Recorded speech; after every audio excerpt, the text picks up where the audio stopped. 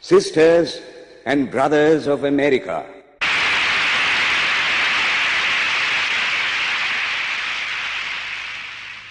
it fills my heart with joy unspeakable to rise in response to the warm and cordial welcome which you have given us.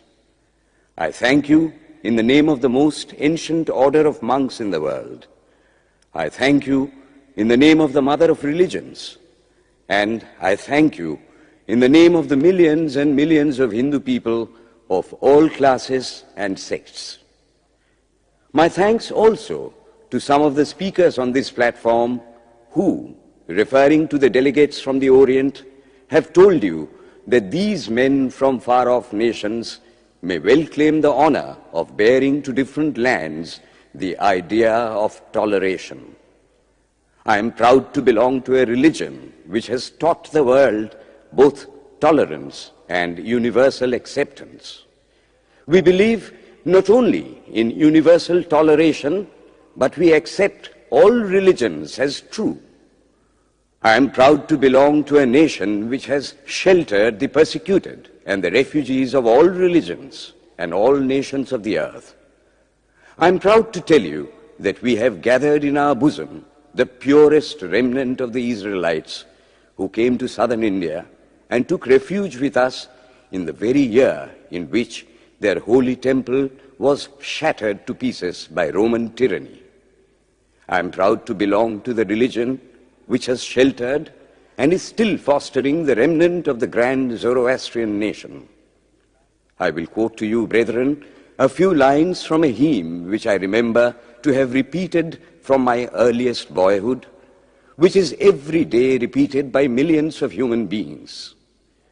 As the different streams, having their sources in different places, all mingle their water in the sea, so, O Lord, the different paths which men take through different tendencies, various though they appear, crooked or straight, all lead to Thee. The present convention, which is one of the most august assemblies ever held, is in itself a vindication, a declaration to the world of the wonderful doctrine preached in the Gita. Whosoever comes to me, through whatsoever form, I reach him. All men are struggling through paths which in the end lead to me. Sectarianism, bigotry, and its horrible descendant, fanaticism, have long possessed this beautiful earth. They have filled the earth with violence, drenched it often and often with human blood, destroyed civilization, and sent whole nations to despair. Had it not been for these horrible demons, human society would be far more advanced than it is now. But their time is come, and I fervently hope that the bell that tolled this morning in honor of this convention may be the death knell of all fanaticism, of all persecutions with the sword or with the pen, and of all uncharitable feelings between persons wending their way to the same goal.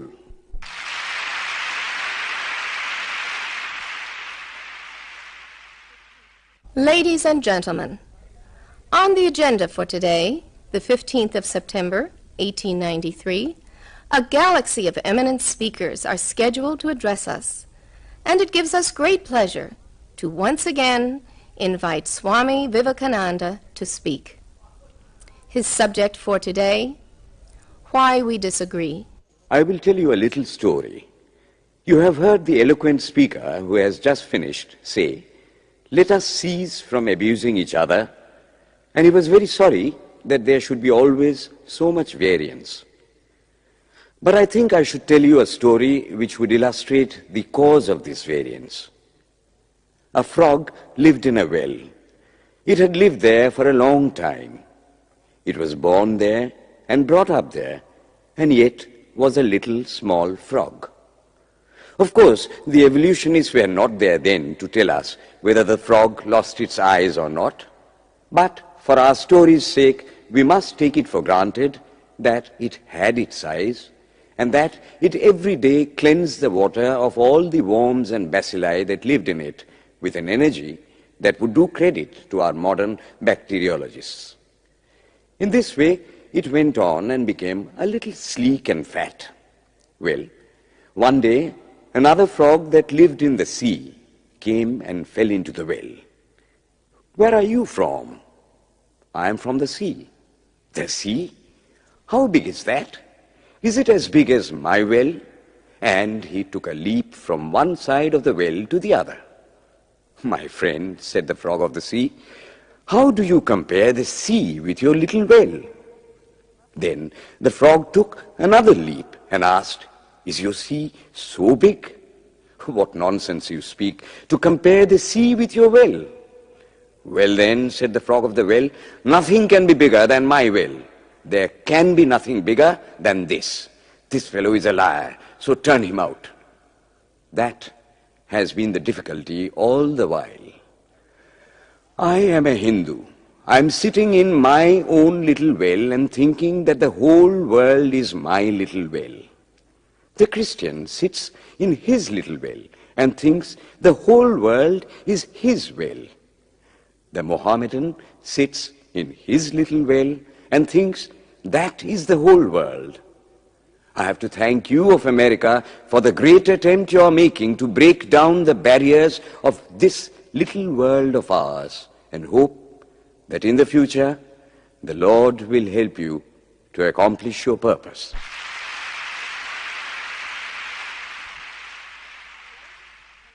Delegates and friends, today, the 19th of September, 1893, is the 9th day of the World's Parliament of Religions.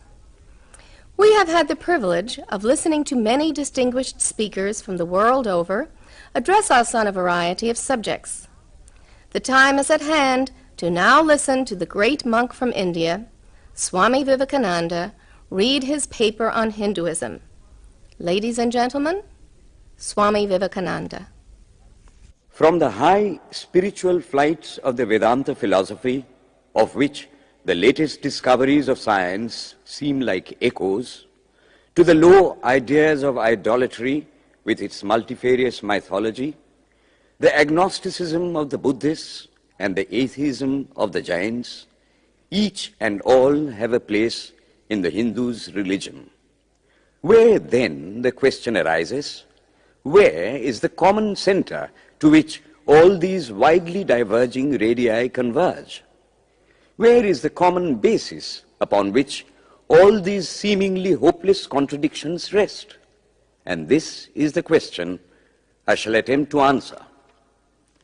The Hindus have received their religion through revelation, the Vedas. They hold that the Vedas are without beginning and without end. It may sound ludicrous to this audience how a book can be without beginning or end. But by the Vedas, no books are meant. They mean the accumulated treasury of spiritual laws discovered by different persons in different times. Just as the law of gravitation existed before its discovery and would exist if all humanity forgot it, so is it with the laws that govern the spiritual world. The moral, ethical, and spiritual relations between soul and between individual spirits and the Father of all spirits were there before their discovery and would remain even if we forgot them. The discoverers of these laws are called rishis, and we honor them as perfected beings. I'm glad to tell this audience that some of the very greatest of them were women. Here it may be said that these laws, as laws, may be without end, but they must have had a beginning. The Vedas teach us that creation is without beginning or end. Science is said to have proved that the sum total of cosmic energy is always the same. Then, if there was a time when nothing existed, where was all this manifested energy? Some say it was in a potential form in God. In that case, God is sometimes potential and sometimes kinetic, which would make him mutable. Everything mutable is a compound, and everything compound must undergo that change which is called destruction. So, God would die, which is absurd. Therefore, there never was a time when there was no creation. If I may be allowed to use a simile, creation and creator are two lines without beginning and without end, running parallel to each other. God is the ever-active providence by whose power systems after systems are being evolved out of chaos, made to run for a time and again destroyed. This is what the Brahmin boy repeats every day. The sun and the moon the Lord created like the suns and moons of previous cycles. And this agrees with modern science. Here I stand, and if I shut my eyes and try to conceive my existence, I, what is the idea before me? The idea of a body. Am I then nothing but a combination of material substances? The Vedas declare, no. I am a spirit living in a body. I am not the body. The body will die, but I shall not die. Here am I in this body. It will fall, but I shall go on living. I had also a past. The soul was not created, for creation means a combination, which means a certain future dissolution. If then the soul was created, it must die. Some are born happy, enjoy perfect health with beautiful body, mental vigor, and all wants supplied. Others are born miserable. Some are without hands or feet. Others again are idiots and only drag on a wretched existence. Why, if they are all created, why does a just and merciful God create one happy and another unhappy? Why is he so partial? Nor would it mend matters in the least to hold that those who are miserable in this life will be happy in a future one. Why should a man be miserable even here in the reign of a just and merciful God? In the second place, the idea of a creator God does not explain the anomaly, but simply expresses the cruel fiat of an all-powerful being. There must have been causes then, before his birth, to make a man miserable or happy, and those were his past actions. Are not all the tendencies of the mind and the body accounted for by inherited aptitude? Here are two parallel lines of existence, one of the mind, the other of matter. If matter and its transformations answer for all that we have, there is no necessity for supposing the existence of a soul. But it cannot be proved that thought has been evolved out of matter. And if a philosophical monism is inevitable, spiritual monism is certainly logical and no less desirable than a materialistic monism. But neither of these is necessary here. We cannot deny that bodies acquire certain tendencies from heredity, but those tendencies only mean the physical configuration through which a peculiar mind alone can act in a peculiar way. There are other tendencies peculiar to a soul caused by his past actions, and a soul with a certain tendency would, by the laws of affinity, take birth in a body which is the fittest instrument for the display of that tendency. This is in accord with science, for science wants to explain everything by habit, and habit is got through repetitions. So, repetitions are necessary to explain the natural habits of a newborn soul, and since they were not obtained in this present life, they must have come down from past lives. There is another suggestion. Taking all these for granted, how is it that I do not remember anything of my past life? This can be easily explained. I am now speaking in English. It is not my mother tongue. In fact, no words of my mother tongue are now present in my consciousness. But let me try to bring them up. And they rush in. That shows that consciousness is only the surface of the mental ocean, and within its depths are stored up all our experiences. Try and struggle. They would come up, and you would be conscious even of your past life. This is direct and demonstrative evidence. Verification is the perfect proof of a theory, and here is the challenge thrown to the world by the rishis. We have discovered the secret by which the very depths of the ocean of memory can be stirred up. Try it, and you would get a complete reminiscence of your past life. So then, the Hindu believes that he is a spirit. Him the sword cannot pierce, him the fire cannot burn, him the water cannot melt, him the air cannot dry. Is nowhere but whose center is located in the body, and that death means the change of this center from body to body. Nor is the soul bound by the conditions of matter. In its very essence, it is free, unbounded, holy, pure, and perfect. But somehow or other, it finds itself tied down to matter and thinks of itself as matter. Why should the free, perfect, and pure being be thus under the thraldom of matter, is the next question. How can the perfect soul be deluded into the belief that it is imperfect? We have been told that the Hindus shirk the question and say that no such question can be there. Some thinkers want to answer it by positing one or more quasi-perfect beings and use big scientific names to fill up the gap. But naming is not explaining. The question remains the same.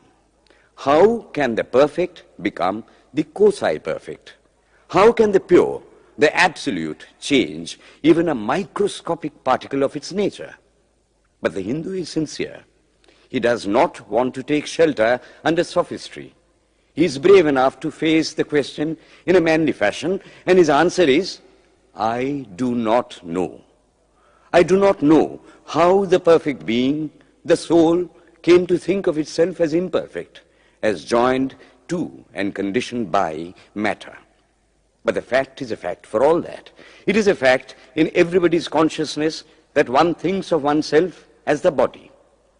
The Hindu does not attempt to explain why one thinks one is the body. The answer, that it is the will of God, is no explanation. This is nothing more than what the Hindu says, I do not know. Well then, the human soul is eternal and immortal, perfect and infinite, and death means only a change of center from one body to another. The present is determined by our past actions, and the future by the present. The soul will go on evolving up or reverting back from birth to birth and death to death. But here is another question. Is man a tiny boat in a tempest, raised one moment on the foamy crest of a billow and dashed down into a yawning chasm the next, rolling to and fro at the mercy of good and bad actions, a powerless, helpless wreck in an ever-raging, ever-rushing, uncompromising current of cause and effect, a little moth placed under the wheel of causation, which rolls on, crushing everything in its way, and waits not for the widow's tears or the orphan's cry? The heart sinks at the idea. Yet, this is the law of nature. Is there no hope? Is there no escape? Was the cry that went up from the bottom of the heart of despair. It reached the throne of mercy, and words of hope and consolation came down and inspired a Vedic sage, and he stood up before the world and in trumpet voice proclaimed the glad tidings. Hear ye, children of immortal bliss, even ye that reside in higher spheres.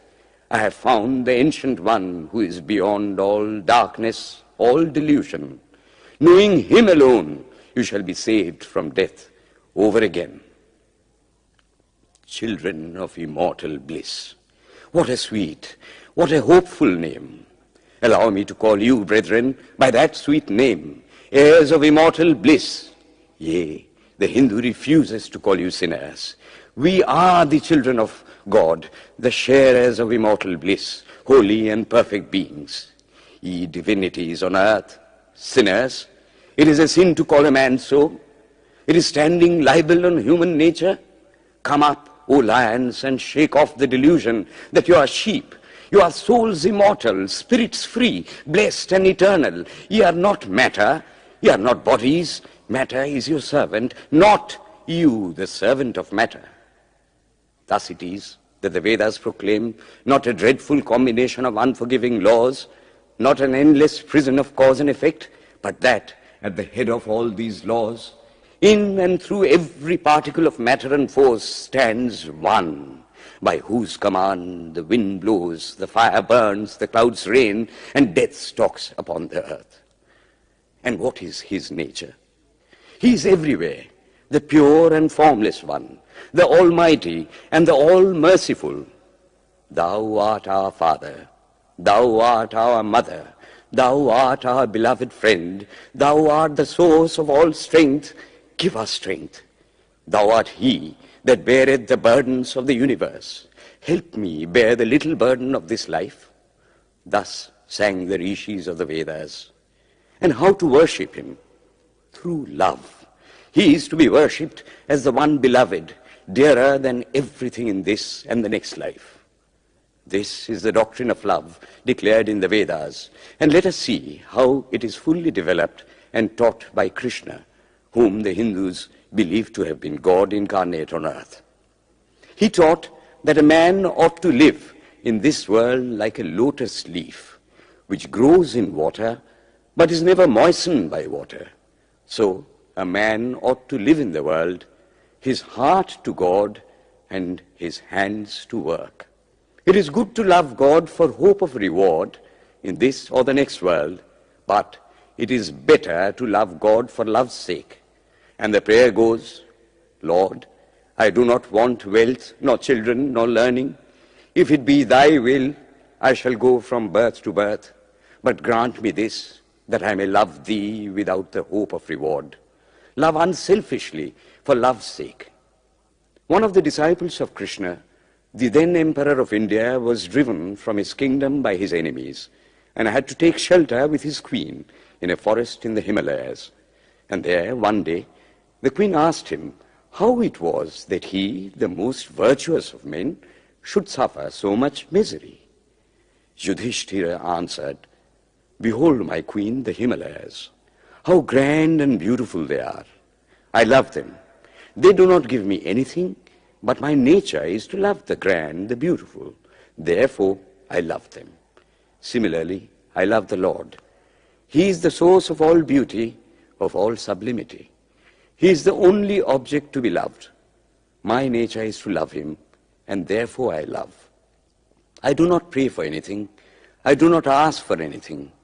Let him place me wherever he likes. I must love him for love's sake. I cannot trade in love. The Vedas teach that the soul is divine, only held in the bondage of matter. Perfection will be reached when this bond will burst, and the word they use for it is, therefore, mukti, freedom. Freedom from the bonds of imperfection, freedom from death and misery. And this bondage can only fall off through the mercy of God, and this mercy comes on the pure. So, purity is the condition of his mercy. How does that mercy act? He reveals himself to the pure heart. The pure and the stainless see God. Yea, even in this life. Then and then only, all the crookedness of the heart is made straight. Then all doubt ceases. He is no more the freak of a terrible law of causation. This is the very center, the very vital conception of Hinduism. The Hindu does not want to live upon words and theories. If there are existences beyond the ordinary sensuous existence, he wants to come face to face with them. If there is a soul in him which is not matter, if there is an all-merciful universal soul, he will go to him direct. He must see him, and that alone can destroy all doubts. So, the best proof a Hindu sage gives about the soul, about God, is, I have seen the soul, I have seen God. And that is the only condition of perfection. The Hindu religion does not consist in struggles and attempts to believe a certain doctrine or dogma, but in realizing, not in believing, but in being and becoming. Thus, the whole object of their system is by constant struggle to become perfect, to become divine, to reach God and see God. And this reaching God, seeing God, becoming perfect, even as the Father in heaven is perfect, constitutes the religion of the Hindus. And what becomes of a man when he attains perfection? He lives a life of bliss infinite. He enjoys infinite and perfect bliss, having obtained the only thing in which man ought to have pleasure, namely God, and enjoys the bliss with God. So far, all the Hindus are agreed. This is the common religion of all the sects of India. But then, perfection is absolute, and the absolute cannot be two or three. It cannot have any qualities. It cannot be an individual. And so, when a soul becomes perfect and absolute, it must become one with Brahma, and it would only realize the Lord as the perfection, the reality of its own nature and existence, the existence absolute, knowledge absolute, and bliss absolute. We have often and often read this called the losing of individuality and becoming a stock or a stone. He jests at scars that never felt a wound. I tell you, it is nothing of the kind. If it is happiness to enjoy the consciousness of this small body, it must be greater happiness to enjoy the consciousness of two bodies, the measure of happiness increasing with the consciousness of an increasing number of bodies, the aim, the ultimate of happiness being reached when it would become a universal consciousness. Therefore, to gain this infinite universal individuality, this miserable little prison individuality must go. Then alone can death cease when I am one with life. Then alone can misery cease when I am one with happiness itself. Then alone can all error cease when I am one with knowledge itself. And this is the necessary scientific conclusion. Science has proved to me that physical individuality is a delusion, that really my body is one little continuously changing body in an unbroken ocean of matter, and Advaita, or unity, is the necessary conclusion with my other counterpart, soul. Science is nothing but the finding of unity. As soon as science would reach perfect unity, it would stop from further progress, because it would reach the goal. Thus, chemistry could not progress farther when it would discover one element out of which all others could be made. Physics would stop when it would be able to fulfill its services in discovering one energy of which all the others are but manifestations. And the science of religion become perfect when it would discover Him who is the one life in a universe of death, Him who is the constant basis of an ever-changing world, one who is the only soul of which all souls are but delusive manifestations. Thus is it, through multiplicity and duality, that the ultimate unity is reached. Religion can go no farther. This is the goal of all science. All science is bound to come to this conclusion in the long run. Manifestation and not creation is the word of science today. And the Hindu is only glad that what he has been cherishing in his bosom for ages is going to be taught in more forcible language and with further light from the latest conclusions of science. Descend we now from the aspirations of philosophy to the religion of the ignorant. At the very outset, I may tell you that there is no polytheism in India. In every temple, if one stands by and listens, one will find the worshippers applying all the attributes of God, including omnipresence, to the images. It is not polytheism, nor would the name henotheism explain the situation. The rose, called by any other name, would smell as sweet. Names are not explanations. The tree is known by its fruits. When I have seen amongst them that are called idolaters, men, the like of whom in morality and spirituality and love I have never seen anywhere, I stop and ask myself, can sin beget holiness? Superstition is a great enemy of man, but bigotry is worse. Why does a Christian go to church? Why is the cross holy? Why is the face turned toward the sky in prayer? Why are there so many images in the Catholic Church? Why are there so many images in the minds of Protestants when they pray? My brethren, we can no more think about anything without a mental image than we can live without breathing. By the law of association, the material image calls up the mental idea and vice versa. This is why the Hindu uses an external symbol when he worships. He will tell you it helps to keep his mind fixed on the being to whom he prays. He knows, as well as you do, that the image is not God, is not omnipresent. After all, how much does omnipresence mean to almost the whole world? It stands merely as a word, a symbol. Has God superficial area? If not, when we repeat that word omnipresent, we think of the extended sky or of space. That is all.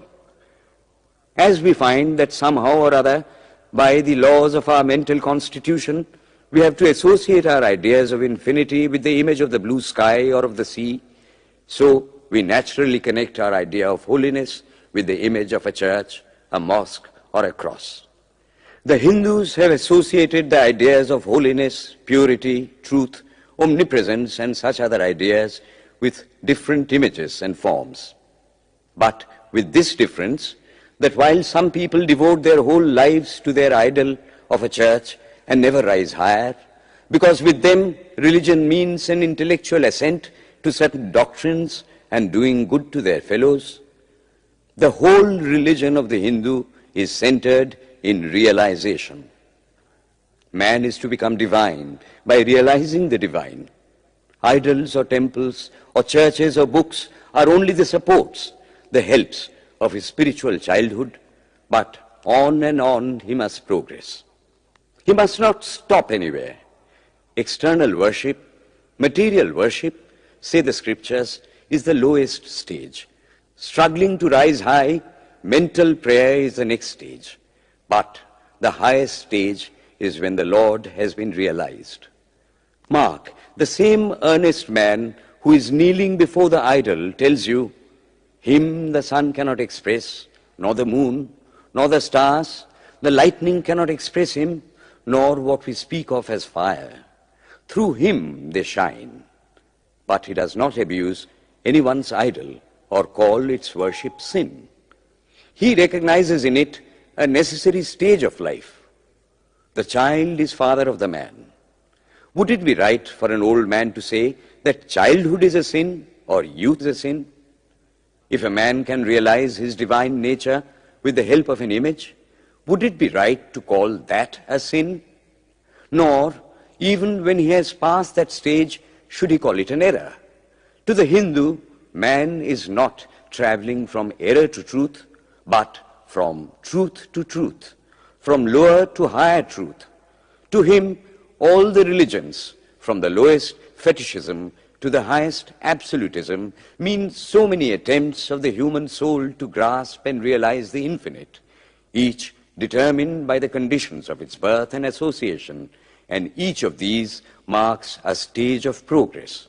And every soul is a young eagle soaring higher and higher, gathering more and more strength till it reaches the glorious sun. Unity in variety is the plan of nature, and the Hindu has recognized it. Every other religion lays down certain fixed dogmas and tries to force society to adopt them. It places before society only one coat which must fit Jack and John and Henry all alike. If it does not fit John or Henry, he must go without a coat to cover his body. The Hindus have discovered that the absolute can only be realized or thought of or stated through the relative, and the images, crosses and crescents are simply so many symbols, so many pegs to hang spiritual ideas on. It is not that this help is necessary for everyone, but those that do not need it have no right to say that it is wrong, nor is it compulsory in Hinduism. One thing I must tell you, idolatry in India does not mean anything horrible. It is not the mother of harlots. On the other hand, it is the attempt of undeveloped minds to grasp high spiritual truths. The Hindus have their faults, they sometimes have their exceptions, but mark this, they are always for punishing their own bodies and never for cutting the throats of their neighbors. If the Hindu fanatic burns himself on the pyre, he never lights the fire of inquisition. And even this cannot be laid at the door of his religion any more than the burning of witches can be laid at the door of Christianity. To the Hindu, then, the whole world of religions is only a traveling, a coming up of different men and women through various conditions and circumstances to the same goal. Every religion is only evolving a God out of the material man, and the same God is the inspirer of all of them. Why then are there so many contradictions? They are only apparent, says the Hindu. The contradictions come from the same truth adapting itself to the varying circumstances of different natures. It is the same light coming through glasses of different colors, and these little variations are necessary for purposes of adaptation.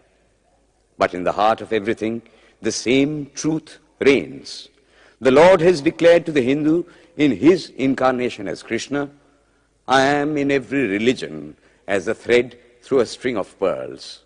Wherever thou seest extraordinary holiness and extraordinary power raising and purifying humanity, know thou that I am there. And what has been the result? I challenge the world to find throughout the whole system of Sanskrit philosophy any such expression as that the Hindu alone will be saved and not others. Says Vyasa, we find perfect men even beyond the pale of our caste and creed.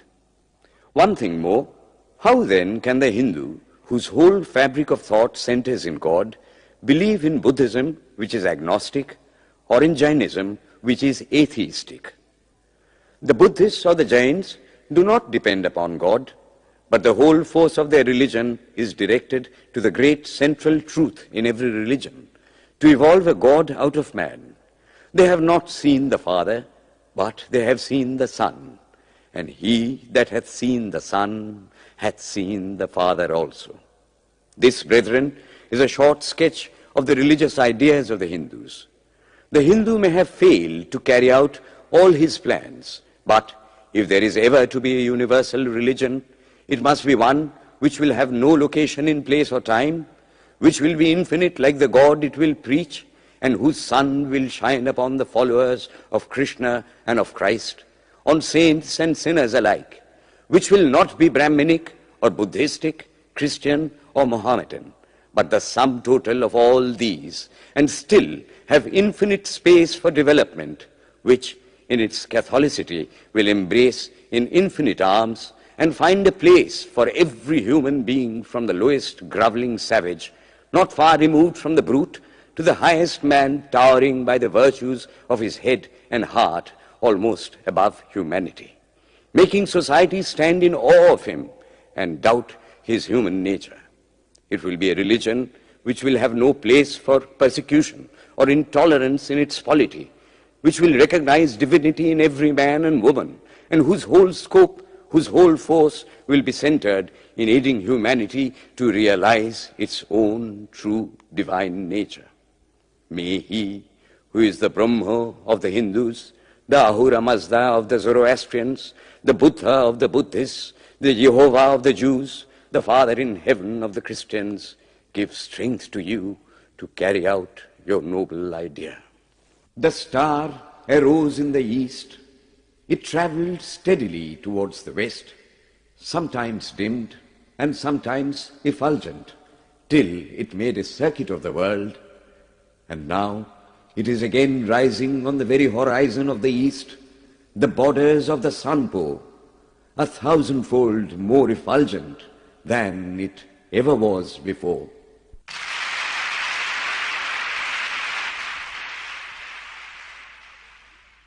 Today, the 26th of September, 1893, is the penultimate day of this Parliament of Religions at Chicago. We have listened to engrossing discourses on the religions and theologies of the participating countries in these past 2 weeks. In continuing this series, Swami Vivekananda will now speak on Buddhism, the fulfillment of Hinduism. The religion of the Hindus is divided into two parts, the ceremonial and the spiritual. The spiritual portion is specially studied by the monks. In that, there is no caste. A man from the highest caste and a man from the lowest may become a monk in India, and the two castes become equal. In religion, there is no caste. Caste is simply a social institution. When Buddha was teaching, Sanskrit was no more the spoken language in India. It was then only in the books of the learned. Some of Buddha's Brahmin disciples wanted to translate his teachings into Sanskrit, but he distinctly told them, "I am for the poor, for the people. Let me speak in the tongue of the people." And so, to this day, the great bulk of his teachings are in the vernacular of that day in India. Whatever may be the position of philosophy, whatever may be the position of metaphysics, so long as there is such a thing as death in the world, so long as there is such a thing as weakness in the human heart, so long as there is a cry going out of the heart of man in his very weakness, there shall be a faith in God. Let us then join the wonderful intellect of the Brahmin with the heart, the noble soul, the wonderful humanizing power of the great Master.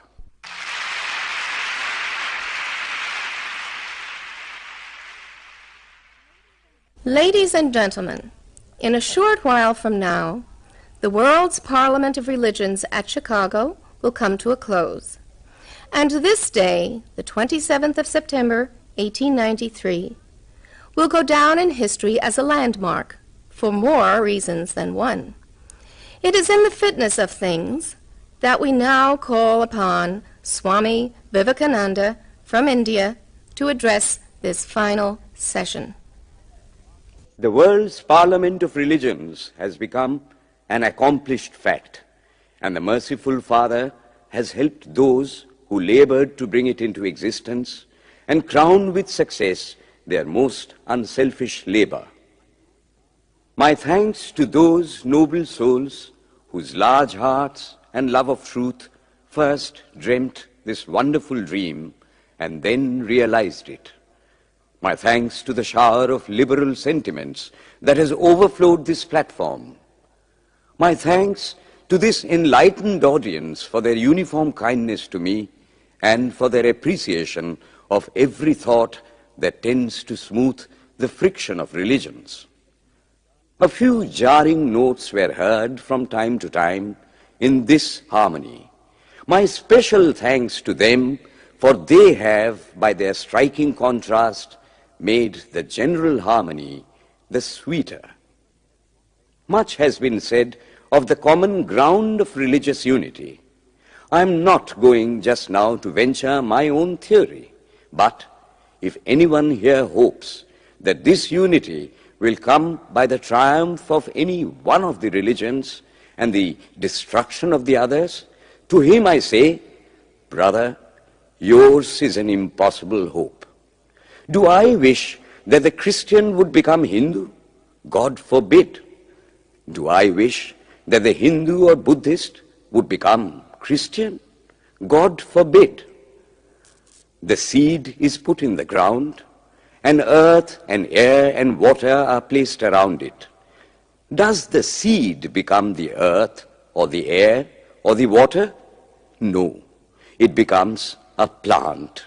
It develops after the law of its own growth, assimilates the air, the earth, and the water, converts them into plant substance, and grows into a plant.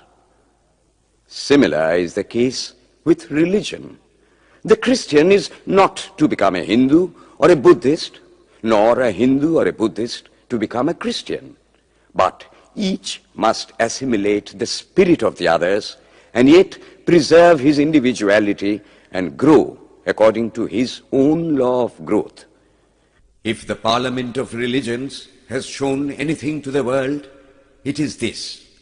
It has proved to the world that holiness, purity, and charity are not the exclusive possessions of any church in the world, and that every system has produced men and women of the most exalted character. In the face of this evidence, if anybody dreams of the exclusive survival of his own religion and the destruction of others, I pity him from the bottom of my heart and point out to him that upon the banner of every religion will soon be written, in spite of resistance, help and not fight, assimilation and not destruction, harmony and peace and not dissension.